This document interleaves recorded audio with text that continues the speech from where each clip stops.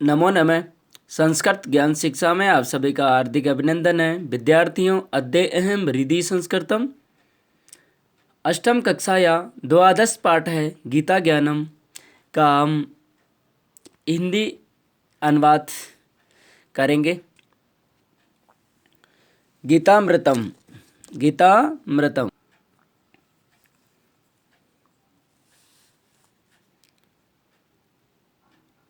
कर्मण्येवाधिकारस्ते मा फलेषु कदाचन मा कर्मफलहेतुर्भुमः ते संगो असत्वकर्मणि। अर्थात कर्मण्येवाधिकारस्ते है यानी कर्म पर तुम्हारा अधिकार है। माँ फलेषु कदाचन और कर्म के फल पर नहीं। माँ कर्म फल हेतुर्भूमा ते संगो असत्व कर्मणि। अर्थात माँ कर्म फल हेतुर्भूमा यानी फल की चिंता किए बिना कर्म करते रहो। ते संगो असत्व कर्मणि और तुम काम न करने के प्रति भी आसक्त नहीं होना, यानी तुम्हें काम करने के प्रति भी आसक्त नहीं होना। यानी कर्म पर तुम्हारा अधिकार है, कर्म के फल पर नहीं। फल की चिंता किए बिना कर्म करते रहो तथा तुम काम ना करने के प्रति भी आसक्त नहीं होना। योग इस्तः कुरु कर्माणि संगम त्यक्त्वा धनंजय सिद्धये सिद्धयो समो भूत्वा समत्वं योग उच्यते। अर्थात योग इस्तः कुरु कर्माणि संगम त्यक्त्वा धनंजय कि हे धनंजय, हे अर्जुन, कर्म न करने की तुम्हारी आसक्ति है। योग इस्तः कुरु कर्मणि सक्त है यानी कर्म न करने की तुम्हारी आसक्ति हो रही है, उसे त्याग दो, उसे त्याग दो। सिद्धये सिद्धयो समो भूत्वा समत्वम योग उच्यते यानी सिद्धि और असिद्धि में अपनी बुद्धि को समान रखते हुए कर्म करो। सिद्धये सिद्धयो समो भूत्वा यानी सिद्धि और असिद्धि में अपनी बुद्धि को समान रखते हुए कर्म करो। समत्वम योग उच्यते है और इसी समत्व के भाव को योग कहा गया है। अर्थात हे धनंजय, कर्म न करने की तुम्हारी आसक्ति हो रही है, उसे त्याग दो, उसे छोड़ दो। सिद्धि और असिद्धि में अपनी बुद्धि को समान रखते हुए कर्म करो। इसी समत्व के भाव को योग कहा जाता है, कहा गया है। तस्मात् असक्तः सततं कार्यं कर्म समाचरे असक्तो हये आचरणं कर्म है परम आपनोति पुरुषः। तस्मात् असक्तः सततं कार्ये कर्म समाचरतः। तस्मात् असक्तः सततं कि हे भारत, हे अर्जुन, जब जब धर्म की हानि होती है, तुम निरंतर आसक्ति से रहित होकर, तस्मात् आसक्तः सततं कार्यम कर्म समाचर है यानी तुम निरंतर आसक्ति से रहित होकर सदा काम को भली भांति करते रहो। तस्मात् आसक्तः सततं कार्यम कर्म समाचर है यानी तुम निरंतर आसक्ति से रहित होकर सदा काम को भली भांति करते रहो। आसक्तो हयाचरण कर्म परम आपनोति पुरुष है क्योंकि आसक्ति से रहित होकर कर्म करता हुआ मनुष्य परमात्मा को प्राप्त हो जाता है। अर्थात आसक्ति से रहित होकर कर्म करता हुआ मनुष्य परमात्मा को प्राप्त हो जाता है।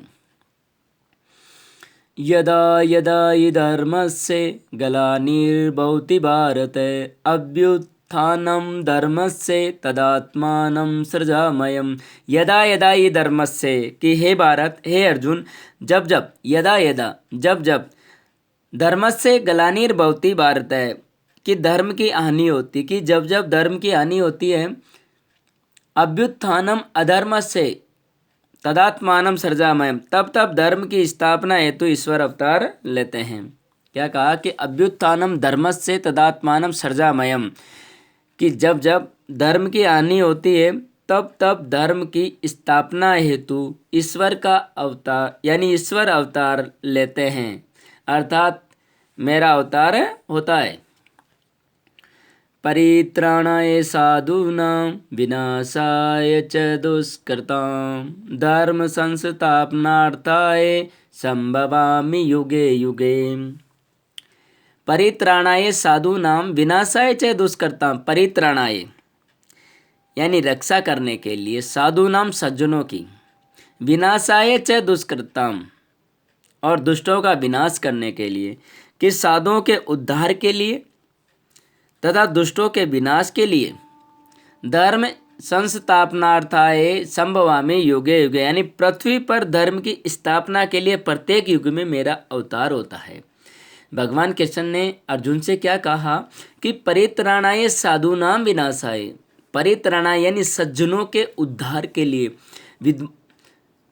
विनाशाय च दुष्कृताम और दुष्टों के विनाश के लिए, धर्म संस्थापनार्थाय और धर्म की स्थापना के लिए, संभवामि युगे युगे, संभवामि युगे युगे यानी पृथ्वी पर धर्म की स्थापना के लिए प्रत्येक युग में मेरा क्या होता है, अवतरण होता है, यानी मेरा जन्म होता है। आगे विद्यार्थियों, नैनं सिद्धन्ति शास्त्राणि नैनं दयति पावक न च एनं क्लेदेन्त्यापोः न शोषयति मारुतः। नैनं छिद्यन्ति शस्त्राणि नैनं दहति पावकः न च एनं क्लेदयन्त्यापोः न शोषयति मारुतः। नैनं छिद्यन्ति शस्त्राणि, आत्मा ना तो शस्त्रों से काटी जाती है। विद्यार्थियों कि जो आत्मा है न तो शस्त्रों से काटी जाती है, नैनम दहती पावक, न आग से जलाई जा सकती है, न च एनम कलेदे अंत्यापो और ना तो जल द्वारा गलाई जा सकती है, ना तो जल द्वारा गलाई जा सकती, न शोषयति मारुते और ना हवा के द्वारा सुखाई जा सकती है।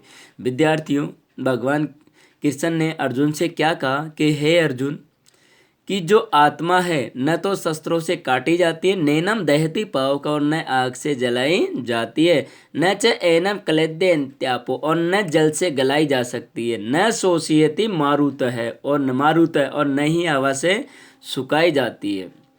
इसीलिए कहते हैं कि आत्मा अजर अमर है। भगवान कृष्ण ने भगवत गीता में कहा था कि आत्मा अजर अमर है, कि न तो इंसान मरता है और नहीं मारा जाता है।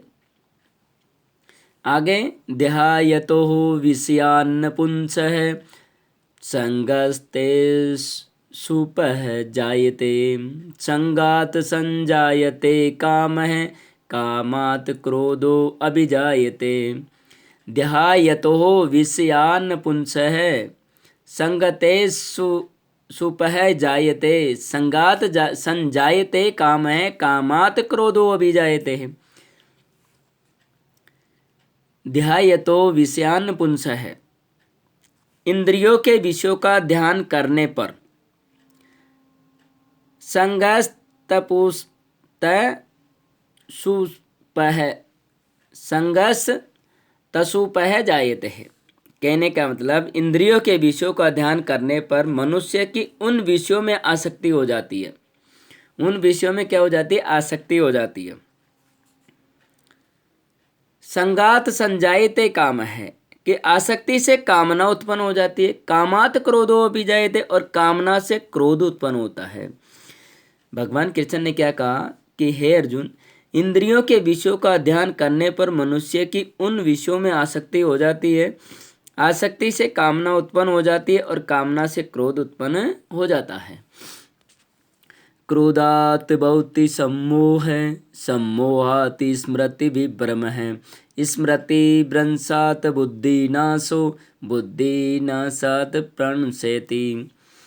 क्रोधात् भवति सम्मोह यानी क्रोध में से मूढ़ता उत्पन्न होती है, यानी क्रोध से मूढ़ता उत्पन्न होती है। सम्मोहात् स्मृति विभ्रम और मूढ़ता से स्मृति भ्रांत हो जाती है, यानी जो याद करने की क्षमता है वो कम हो जाती है। स्मृति भ्रंशात् बुद्धिनाथ हो और स्मृति के भ्रांत होने से ज्ञान का नाश हो जाता है। और स्मृति के याद करने की क्षमता कम होने से जो ज्ञान है, ज्ञान का भी क्या हो जाता है, नाश हो जाता है। बुद्धि नाशे प्रणश्यति ही, और जिसका ज्ञान नष्ट हो गया वह मृतक तुल्य होता है। और जिसका ज्ञान नष्ट हो गया वो क्या होता है विद्यार्थियों, मृतक तुल्य होता है। स्मृति भ्रंशात बुद्धि नाशो, यानी स्मृति के भ्रांत होने से क्या हो जाता है, बुद्धि का नाश हो जाता है। उसी प्रकार बुद्धि नाशात प्रणश्यति, और जिसका ज्ञान नष्ट हो गया यानी जिसकी बुद्धि नष्ट हो जाती है वह मृतक तुल्य अस्ति, यानी वह मनुष्य क्या हो जाता है, एक मृतक तुल्य होता है, यानी मृत व्यक्ति के समान होता है। अर्थात क्रोध में मूढ़ता उत्पन्न होती है, मूढ़ता से स्मृति भ्रांत हो जाती है, और स्मृति भ्रांत होने से ज्ञान का नाश हो जाता है, और जिसका ज्ञान नष्ट हो गया वह मृतक तुल्य होता है, यानी मरे हुए के समान होता है। विद्यार्थियों, मैं आशा करता हूँ आप सभी के समझ में आया होगा। मिलते हैं विद्यार्थियों अगली क्लास में, अगले वीडियो में। तब तक के लिए जयतु भारतम, जयतु संस्कृतम।